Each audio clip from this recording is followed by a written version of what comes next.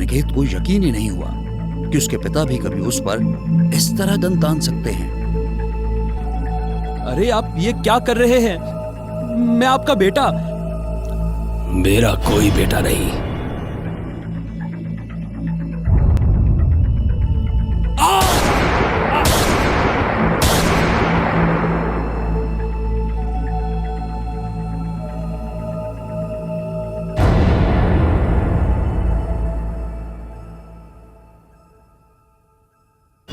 और इस तरह हुई थी उसके पति अनिकेत की मौत। उसके अपने पिता ने ही मारा था उसे।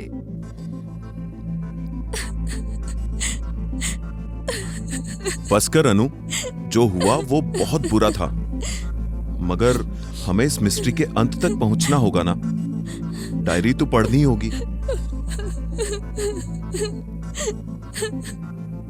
अनुष्का ने खुद को जैसे तैसे संभाला। डायरी उदय ने उठा ली। उसने सोचा कि आगे शायद उसका पढ़ना ही सही होगा। डायरी में आगे था, एक बाप के लिए इतने बड़ी क्या सजा होगी, लेकिन अनिकेत, तुम्हारी गद्दारी की वजह से जितने लोग घाटी में मारे गए वो भी किसी न किसी के बेटे ही थे ना। फिर सुनील बजाज ऊपर आए और खुद ही पुलिस को इस घटना की सूचना देने की सोची कि उन्होंने अपने गद्दार बेटे को मार दिया है।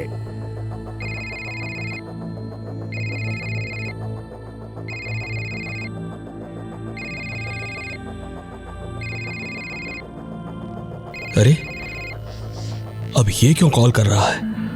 हेलो सर, अनिकेत का कुछ पता चला? अनिकेत का? वो लापता है ना। अवधेश नाम की बॉडी तो आज मिल गई।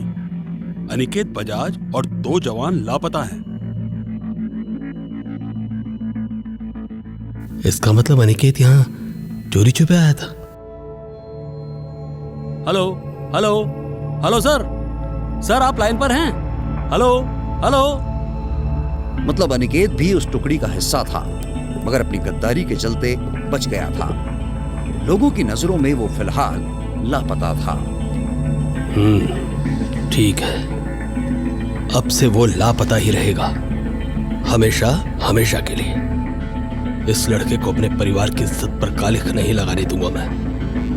अगर मैंने खुद को पुलिस के हवाले किया तो अनिकेत का सच भी तो सामने आ जाएगा। नहीं, मेरा खून गद्दारों का खून नहीं हो सकता। घर में कुछ दिनों पहले ही रिपेयरिंग का काम हुआ था। अब भी वहां कुछ ईंटें और सीमेंट वगैरह बचे हुए थे जो उनके लिए काफी थे। अनिकेत अब से युद्ध में लापता सिपाही ही कहलाएगा, कोई गद्दार नहीं, कोई गद्दार नहीं। मैं किसी गद्दार का पिता नहीं, हरगिज नहीं। हमारा परिवार सालों से आर्मी में जा रहा है, देश सेवा कर रहा है।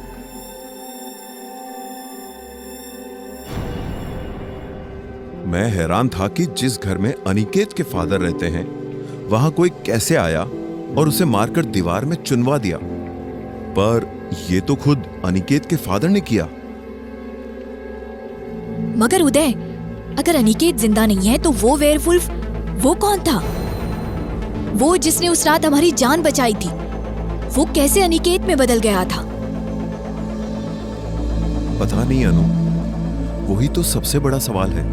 शायद इसमें कुछ पता चले। सुनील बजाज ने अपने गद्दार बेटे को सजा भी दी और उसे ठिकाने लगाकर अपने परिवार की इज्जत भी बचाई। मगर वो एक पिता भी थे और अब उनके अंदर का पिता अपने अपराध बोध से सुलग रहा था। पिछली रात से ही वो सो नहीं पा रहे थे। उन्हें बार बार अनिकेत दिखाई देता। उनका मन होता कि काश वो एक बार उसे गले लगा सकते। सजा उन्होंने सिर्फ अनिकेत को नहीं, खुद को भी तो दी थी। और तभी बाहर से कुछ गिरने पड़ने की आवाज आई और वो चौंक पड़े। अरे, ये आवाजें कैसी? मैं अंदर था तो कोई बाहर से आकर बेसमेंट में तो नहीं घुस गया? कोई जानवर? मगर ऐसा कैसे हो सकता है? दरवाजा तो बंद है। और जब वो बेसमेंट की सीढ़ियों पर पहुंचे तो नीचे एक बेहद ही हैरतअंगेज दृश्य उनका इंतजार कर रहा था। अरे ये क्या? ये कैसे हो सकता है? ये नहीं हो सकता।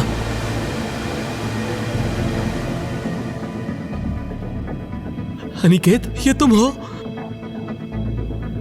तुम ठीक हो बेटा? मुझसे वो क्या हो गया? पर मैं भी क्या करता? तुम।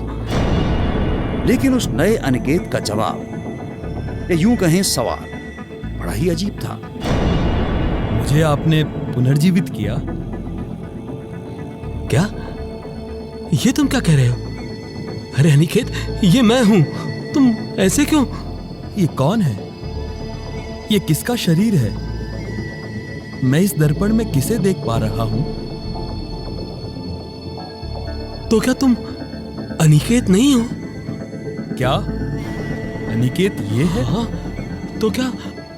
नहीं, मैं वो नहीं हूं जो आप मुझे समझ रहे हैं। मैं वहां था, उस बक्से के अंदर। और ये वही बक्सा था जिस पर गोली खाकर लहूलुहान अनिकेत गिरा था। चंद्रमा की और कितनी रातें बची हैं? जल्दी बताइए। क्या चंद्रमा की रातें? अरे ये सब क्या कह रहे हो तुम? और कौन हो तुम? और ये सब क्या हो रहा है यहाँ? अरे ये सब क्या हो रहा है? कुछ तो बताओ, कौन हो तुम? रुको।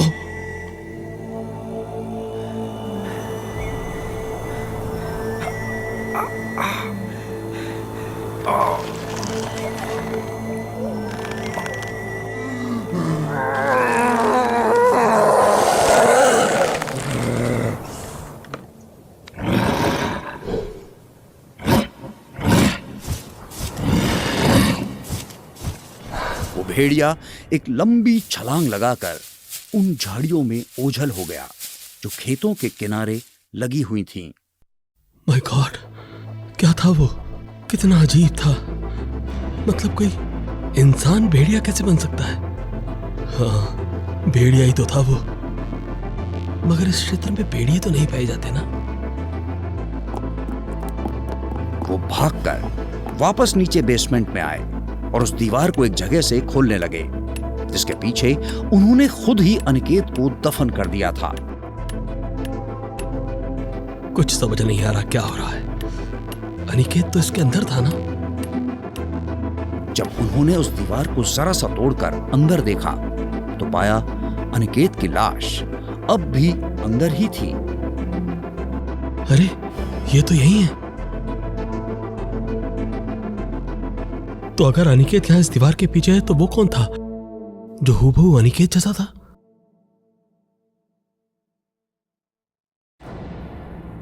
अब ये क्या था जो अनिकेत जैसा था? ये भी बॉक्स से ही निकला था और वो बॉक्स भी बेसमेंट में ही था। मुझे लगता है वो शैडो ही है। शैडो भी ऐसे ही मिला था मुझे। अरे पर शैडो को तो तुमने बाद में जिंदा किया था ना, फिर ये शैडो कैसे हो सकता है? ओफो, तुम आगे पढ़ो ना। हम बहस कर ही क्यों रहे हैं जब सब कुछ इस डायरी में है तो?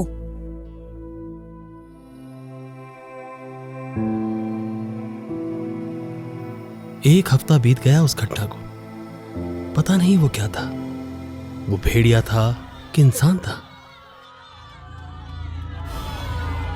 ये कैसी आवाजें आ रही हैं गांव से?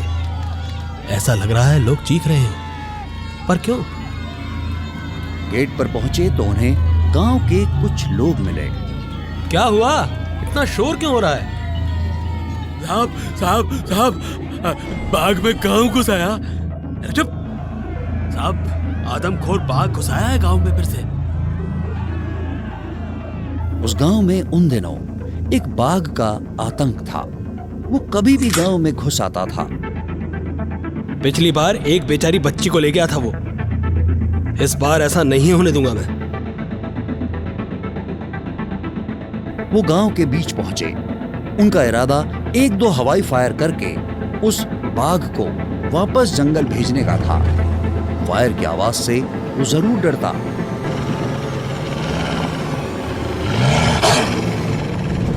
ये बहुत ढीठ लग रहा है। गन फायर की आवाज से कहीं भिड़क ना जाए। और तभी कुछ हुआ, कुछ ऐसा जो किसी ने सोचा भी नहीं था।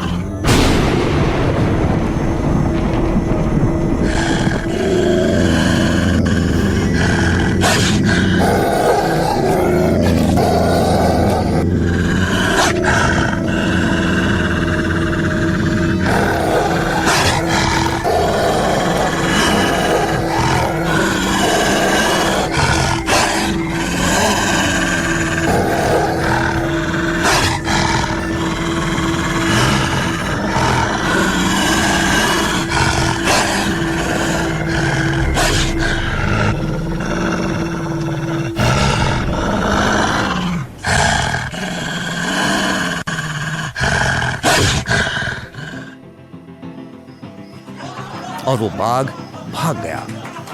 गांव के लोगों में राहत और खुशी की लहर दौड़ गई।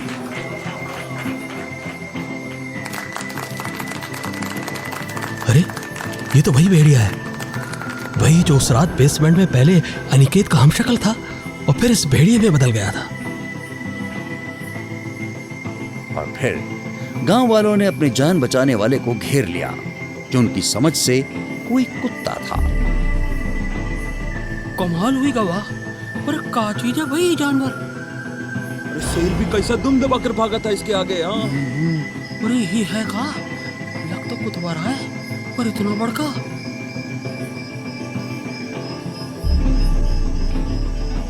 हाँ ठीक समझे आप सब, ये कुत्ता ही है, विलायती नस्ल का है, ये मेरा है। साहब साहब, नाम का है का? सुनील बजाज ने ऐसा कहा और वो अच्छा खासा ताकतवर भेड़िया भी यूं पूंछ हिलाने लगा मानो सच में ही उनका पालतू कुत्ता हो। इसका नाम है शैडो। क्या होगा आगे जानने के लिए जरूर देखें अगला एपिसोड। और कहानी पसंद आई हो तो जरूर करें लाइक, कमेंट और दोस्तों के साथ शेयर।